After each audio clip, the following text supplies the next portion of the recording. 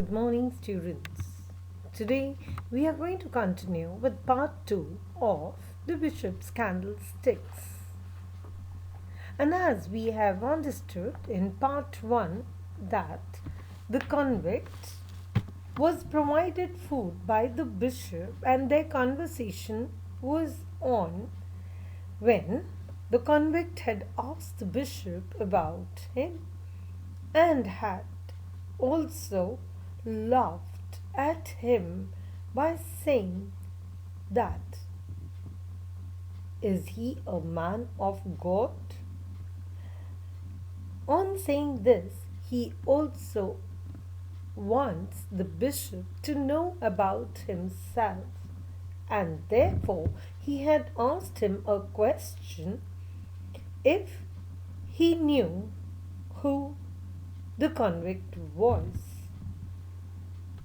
To this, the bishop, being a kind and a generous person, happens to tell the convict that the convict is none other than the one who had suffered terribly in his life. And then the conversation continues. As they both are seated at the table and the bishop is still eating his food when the candlesticks on which the candles are lit, the bishop happens to tell him and comfort him in the conversation. In this conversation that is in progress, the convict says that, in fact, was in the beginning when he was still a human, and that he had been now living in hell for 10 years. However, he is a little reluctant, and then he puts up a question saying that why should he tell the bishop everything, as he also has this fear that the bishop might go and tell the police and set the police on him. However, the bishop comforts him by saying that he would not do anything of that sort, as he would not even tell the police. The convict is taken into faith, and he continues to say that he now believes the bishop, as he felt that the true faith in a person has been developed and that he can trust him for everything. Moreover, the bishop also places his hand on the convict and asks him to tell him more about the hell that he was in. Now let us understand what the convict tells to the bishop about his past and the life that he has lived in the hell. The convict continues to tell that he used to be a normal human and he lived in a pretty cottage. Of course, not like the one that the bishop owns. And that he also continues to say that he had a wife whom he loved very much. However, his wife fell sick, and that the convict did not have money for either food or even for the medication. So he had to steal. He emphasizes by saying that he had to, else his wife would die. without at least a piece of bread. Unfortunate thing happened that while the convict was stealing, he got caught, and he then begged to the policemen to be released. He even told them the reason why he had to steal. But the police officials just laughed, and that the convict was imprisoned for 10 years. And he was sentenced to prison for 10 years, which he call, calls as hell. Because the same night when he was sentenced, his wife died. All this conversation that took place, and the convict who narrates the incident tells it with full of emotions as he also begins to sob.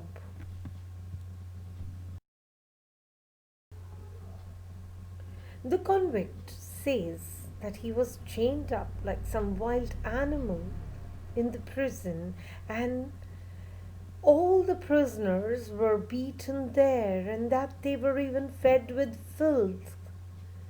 They were covered in filth for 10 years. And for 10 years, he suffered a lot. Moreover, even in the prison, his name was taken away, and that they even took away all the goodness that was there in this person. However, fortune was in favor, and one day they forgot to chain him up, and simple as that, the convict escaped. This was 6 weeks ago, and that now he has been moving out freely, but freely to starve. And the bishop questions him to starve. The convict says, "Oh, at least they feed you in hell." And now that as he has escaped from the prison, he is being hunted, and that he has no passport, no money. Therefore, he happens to either sleep in the woods, that is the forest, or on the roadsides. As he also puts up a question asking that who would help a convict like him? He had to steal these rags that he was wearing right now, and that he even had to steal to eat as well. He then correlates that in the beginning he was a human, and now he has been turned into the thief in the prison, for they had accused him of being a thief. The bishop comforts him and shows some compassion for him. The bishop says that really he had suffered a lot. However, he assures him that there is still hope. He tries to tell him to relax, asks him to lie down on the couch there, for he gets him the blankets and asks him to rest and sleep there that night. The convict however, is so fearful that he says, "What if someone finds him there?" The bishop says, "No, no one will. And even if they do, then definitely I am there." And he asks him that if he is not his friend, the convict says, "Your friend?" Bishop nods in the positive and says, "Don't worry, no one would harm the friend of the bishop." And the bishop makes his exit. The convict now speaks to himself and says, "The bishop's friend." At that moment, he notices the candlesticks of the bishop and he picks them up. As the bishop has left and the convict is all alone,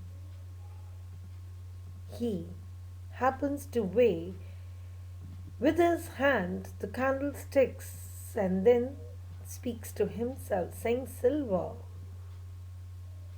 And having stolen things for his survival, he thinks that these candlesticks will be worth a fortune for him. But the bishop enters to once again probably tell something to the convict. But the convict happens to drop one of the candlesticks. Though the bishop had come to know that the convict wanted to steal the candlesticks. And as he sees him holding one of the candlesticks in his hand, he tries to comfort him by saying that he had been admiring his candlesticks. He then goes on to describe about the candlesticks, telling the convict that these candlesticks were a gift from his late mother, who had given them to him on her deathbed, which was not long after her sister was born. His sister was born.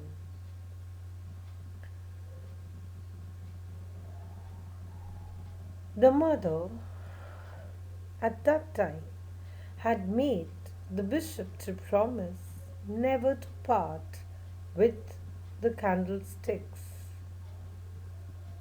And the bishop had given an assurance to his mother that how could he? And whenever he sees these candlesticks, he thinks of his mother. Moreover, he also admits that he is very fond of them, even though they seem out of place in this poor cottage.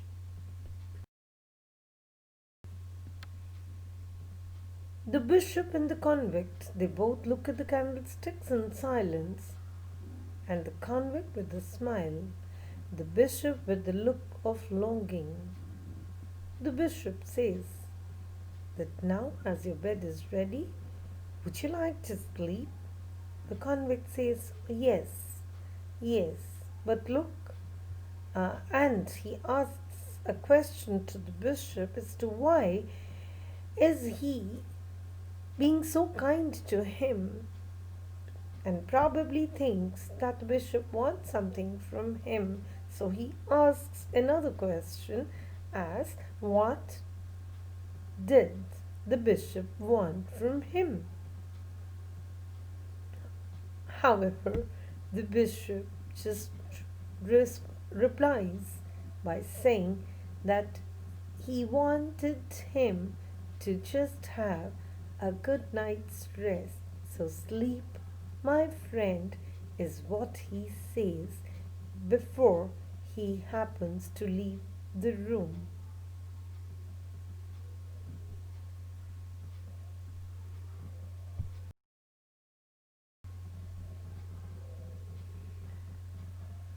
The convict then says that he thought he knew what he wanted,